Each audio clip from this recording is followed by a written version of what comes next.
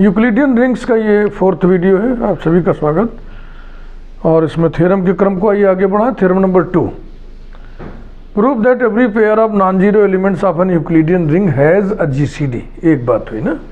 दूसरी बात, if d is the GCD of two non zero elements a and b of an Euclidean ring R, then there exist x and y belonging to R such that D equal to XA plus YB। अगर आप इसको ध्यान दें तो आपको एक बात click करनी चाहिए इस समय। प्रॉपर्टीज ऑफ इंटीजर में यूक्लिडियन एल्गोरिथम हम लोग पढ़ते हैं, वो ये आइए इसको प्रूव किया जाए।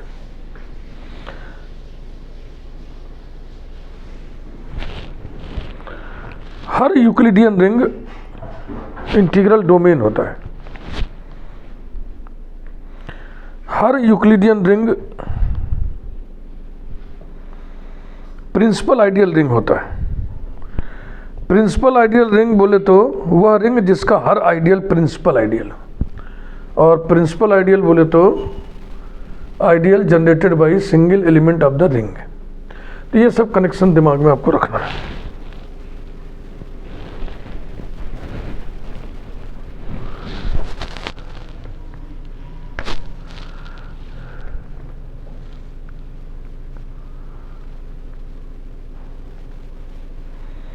ये सब बातें सोचना लिख दें। We know that a commutative ring are with unity, a commutative ring R with unity is called a principal ideal ring, is called a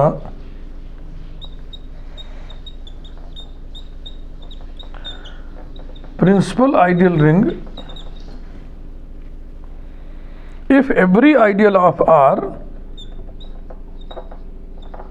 if every ideal of R is a principal ideal।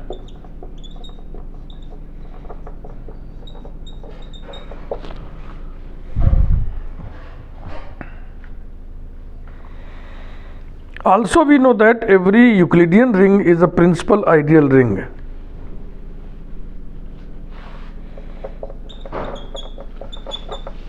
Also we know that every Euclidean ring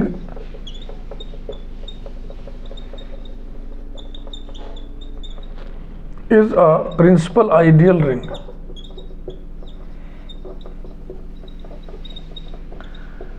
ठीक। इन दो results को अगर फिर से आप पढ़ना चाहें, मान लीजिए आप ये वीडियो पहली बार देख रहे हो, इसके पहले की वीडियोस नहीं देखे हो, तो हम आपको सजेस्ट कर दे रहे हैं। Watch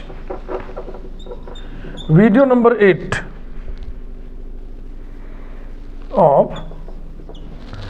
सबरिंग्स and ideals,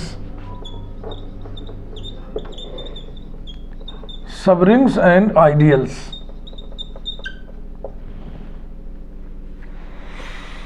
and video number 3 of Euclidean ring, of Euclidean ring. ये जो चल रहा है प्लेलिस्ट, इसका जो तीसरा वीडियो, मैंने इस वीडियो का पहले वाला, उसमें हम लोग यही प्रूव किए थे, every Euclidean ring is a principal ideal ring. और इसके पहले वाला ये डेफिनेशन देखना है तो आपको वहां जाना पड़ेगा।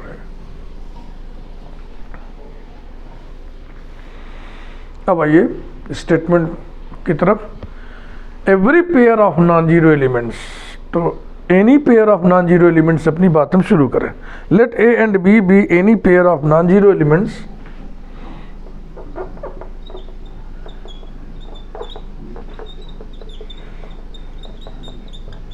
any pair of non-zero elements of Euclidean ring R।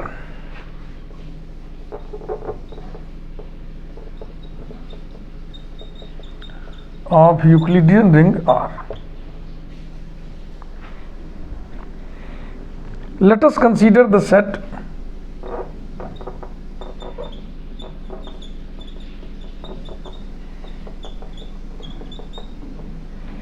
S से डिनोट कर रहे हैं और इस सेट के एलिमेंट्स को हम लिख रहे हैं alpha a plus beta b, alpha comma beta belonging to are.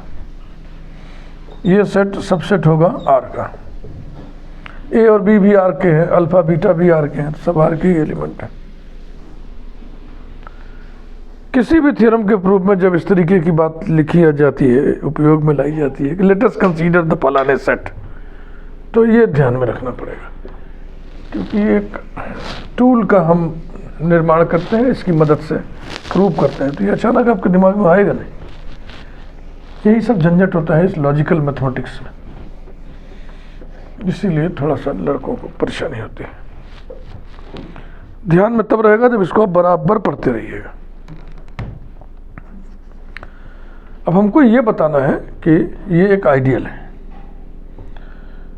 Book में तो सीधा सीधा लिख दिया जाएगा it can be easily verified that this is an ideal, लेकिन यहाँ पे हम आपको बता दे रहे हैं। अब आइडियल का क्राइटेरियन आपको याद होना चाहिए। एस आइडियल कब होगा रिंग आर का? जब इसके किन्हीं दो एलिमेंट्स का डिफरेंस भी इसी में हो, नंबर 1, नंबर 2, आर का एलिमेंट इंटू एस का एलिमेंट और एस का एलिमेंट इंटू आर का एलिमेंट, दोनों एस में होने चाहिए। तो देखिए शुरू करते हैं। Let small s1 equal to alpha beta को वेरी कराना है, alpha 1 a plus beta 1 b comma small s2 equal to alpha 2 a plus beta 2 b be any two elements of S and let small r be any element of capital R. Done.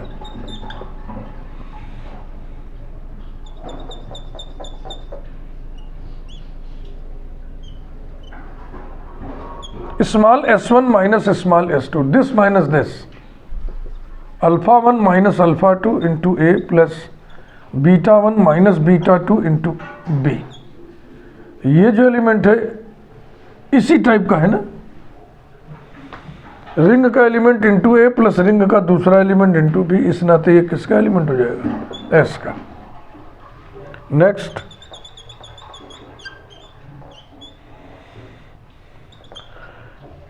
S1 into R equals to alpha 1 AR plus beta 1 BR।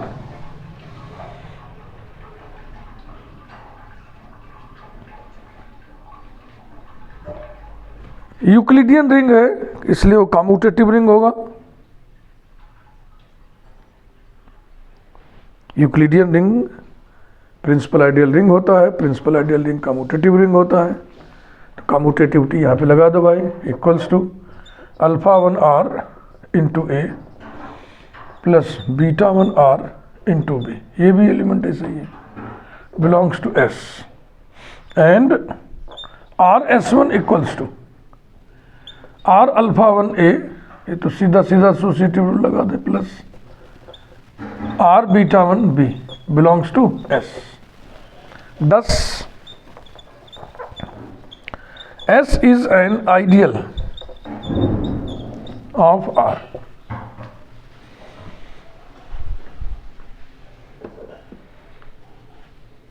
R Euclidean ring है, Euclidean ring होने के नाते principal ideal ring होगा। Principal ideal ring का कोई ideal है तो कैसा होगा? प्रिंसिपल आइडियल होगा, यानी सिंगल एलिमेंट द्वारा जनरेटेड होगा। सब एक ही में गुथे हुए हैं।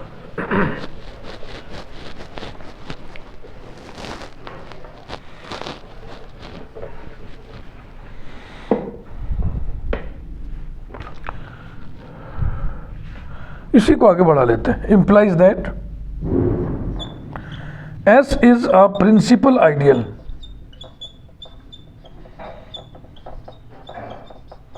S is a principal ideal of R। implies that S is generated by single element D. Say D belongs to R.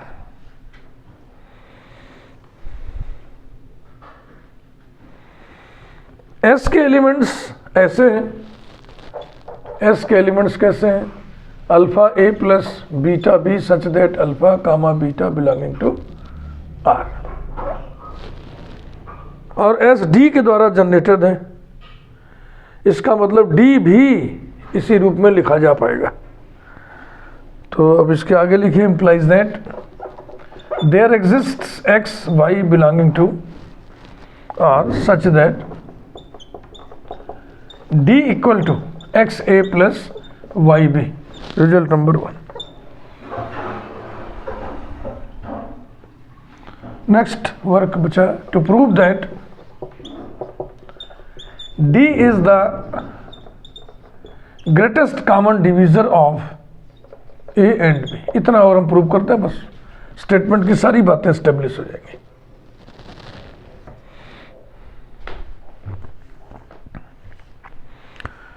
पहले तो हम ये बताएंगे कि A और B S में है।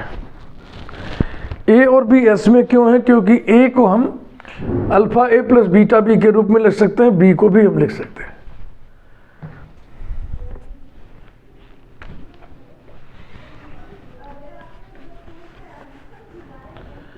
A equals to 1a plus 0b, B equals to 0a plus 1b। ऐसे हम लिखते हैं। 0 और 1 कहाँ से पाए? रिंग है तो 0 जरूर होगा, और विथ यूनिटी रिंग है, पहले ही लिख दिया था पहले सेंटेंस में। तो यहाँ पे लिख दिया since 0, 1 belongs to R, implies that A, B belong to S, implies that where, ये भी यहाँ पे लिख दे तो अच्छा लगेगा, where S is generated by D, ये लिखा है। S का हर एलिमेंट D के द्वारा जनरेट किया जाएगा, यानी कि A equals to A1D, B equals to B1D for some A1, B1 belonging to R. These imply that D divides A. D is a factor of A. D divides A. This implies that D divides B. That is, D is a common divisor. D is a common divisor of A and B. अब greatest common divisor D कब हो जाएगा? जब जितने भी common डिवीजर्स हों A और B के, वो सब D को डिवाइड करते हैं, तो D सबसे बड़ा हो जाएगा। सबको चेक करना है तो A नहीं से बात शुरू करेंगे फिर हम। Let H belonging to R be any other common divisor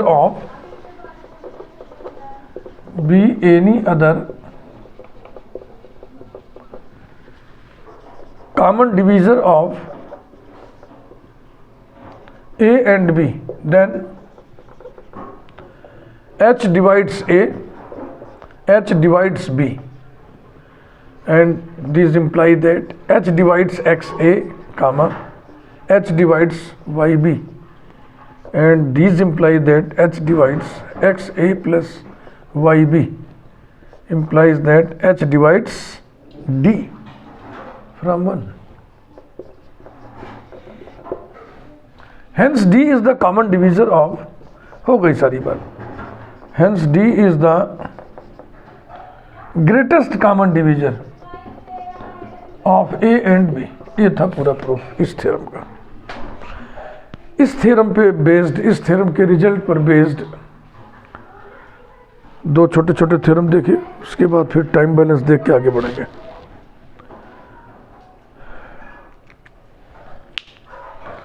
theorem number 3,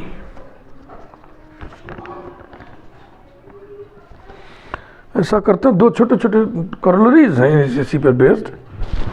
उनको हम एक साथ लिख दे रहे हैं। पहले आप लोग ये उतार लें, चाहे तो स्क्रीनशॉट ले लें, बाद में उतारिएगा।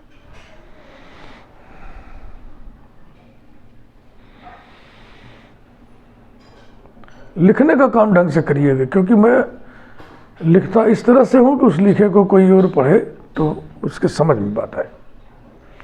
ये किताबी भाषा नहीं, ये नोट्स की भाषा है।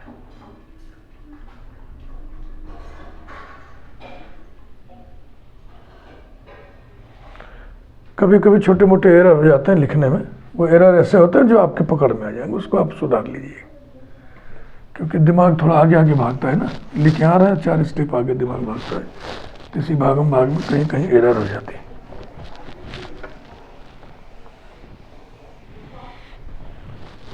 और वो ऐसे एरर होंगे जो आपको कहते हैं कि नंगी आंखों से दिखेंगे,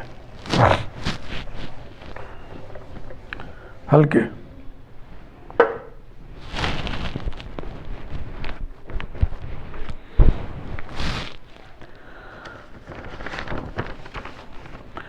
theorem number 3,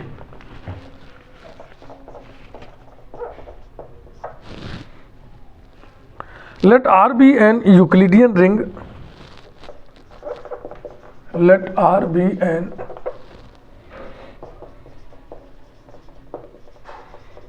Euclidean ring and A comma B comma C be any 3 non-zero elements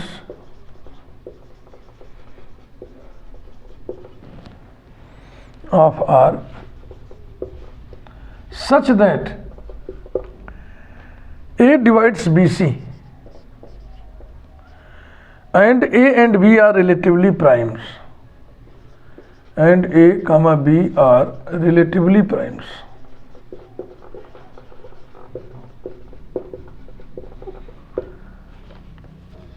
Then prove that A divides C. Prove.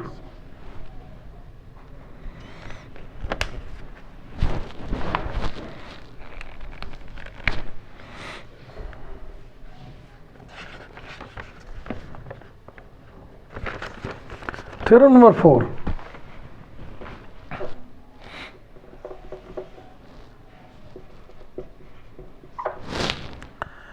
Let P be a prime element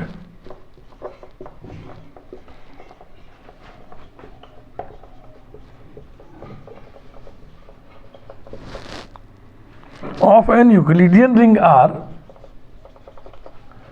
of an Euclidean ring R, and let A comma B be non-zero elements of R, be non-zero elements of R such that P divides AB, such that P divides AB. Full stop. Prove that P divides A or P divides B. ये जो result हम लिख रहे हैं, P divides AB implies that P divides A or P divides B. ये भी properties of integer chapter में आप पढ़े होंगे। Proof.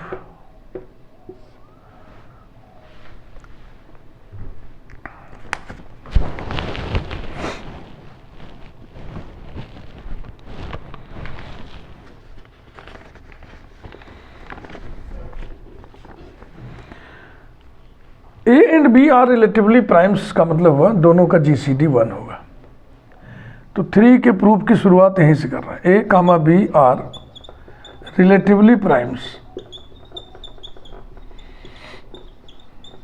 implies that GCD of A and B, ऐसे लिखते हैं, ये स्टैंडर्ड नोटेशन है, ये इक्वल्स टू 1। और फिर अभी जो थ्योरम पढ़े थे उसका इस्तेमाल कर लें। 1 is equal to XA plus YB for some X comma Y belonging to R, नीचे हम लिख दे रहे हैं बाई थ्योरम 2। सी से मल्टीप्लाई कर दें, c is equal to x a c plus y b c. Number 1 given a divides b c, ठीक, ये दिया हुआ है a. 10 a divides y b c, जाहिर सी बात है। Number 2 also x divides also a divides x a c, है ना, एक्स ए सी का एक डिवीजर ए है ना, फैक्टर माने divisor a divides x a c. Number 3 ये दोनों मिलकर के इंप्लाई कर दे रहे हैं a divides this plus this, a divides x a c plus y b c, x a c plus y b c, यानी कि ए डिवाइड्स सी, यही प्रूव करना था। देख लो ध्यान से, हट जा रहा है।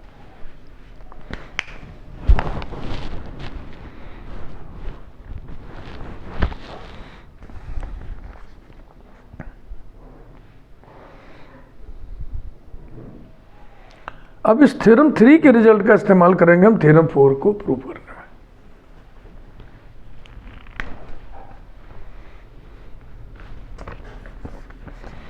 When P is not a divisor of A, P is not a divisor of A, P prime element है, A को डिवाइड नहीं कर रहा है, तो P और A रिलेटिवली प्राइम हो जाएंगे, no factor will be common. In this case GCD of P and A must be 1.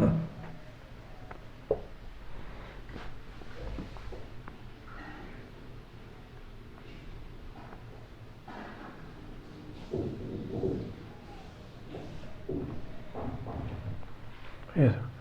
A and B are relatively prime, A divides BC, इतना रिजल्ट हमको प्रोड्यूस करना है। Implies that P and A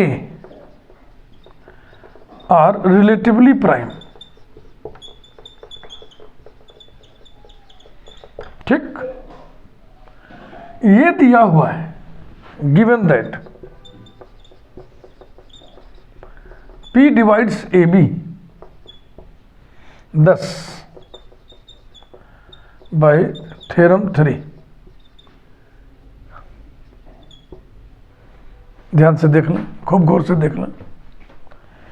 A divides BC, इस BC में ये जो A और B है, माने इनमें से कोई एक, BC में से कोई एक A के साथ रिलेटिवली प्राइम हो।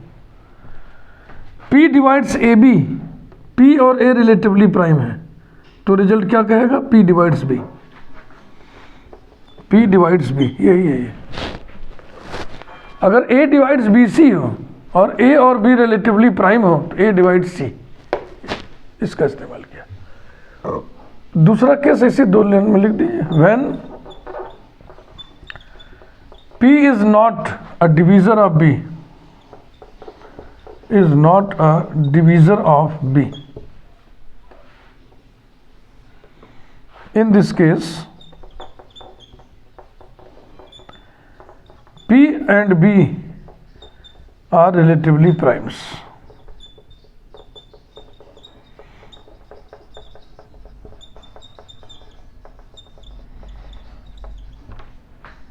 Given that P divides AB, thus by theorem 3 P divides A। तो P अगर B को डिवाइड नहीं करता तो A को करेगा, P अगर A को डिवाइड नहीं करता तो B को करेगा, यही प्रूव करना था। P डिवाइड्स A और P डिवाइड्स B।